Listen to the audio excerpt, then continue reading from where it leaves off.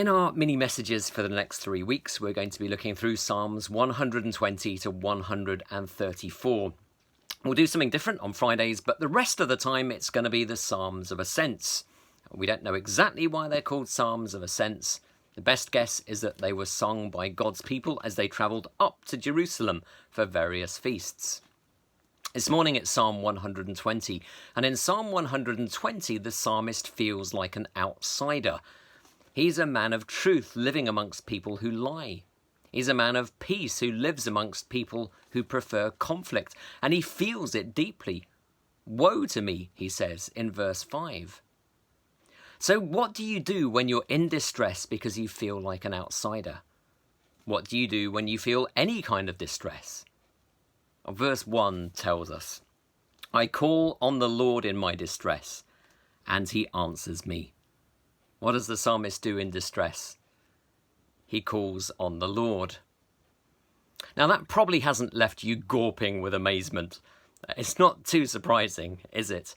You feel distress, you pray. It's Peppa Pig level Christianity. And yet the psalmist's words challenge us in at least 2 ways, I think. First, here's the literal word order in the Hebrew. To the Lord in my distress I call, and he answers me. So the emphasis is all on the Lord. It's the Lord he calls out to, not his wife, not his mates, not his therapists. It's the Lord. So the challenge is this: who do you call out to first when you're in distress? Is it the Lord?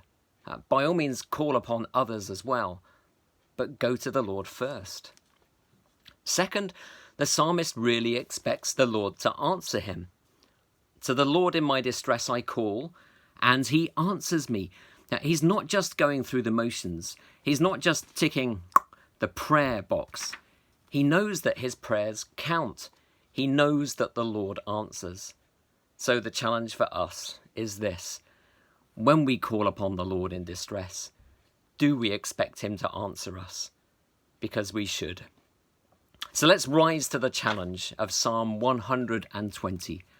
Let's call out to the Lord when we're in distress, and let's expect him to answer us.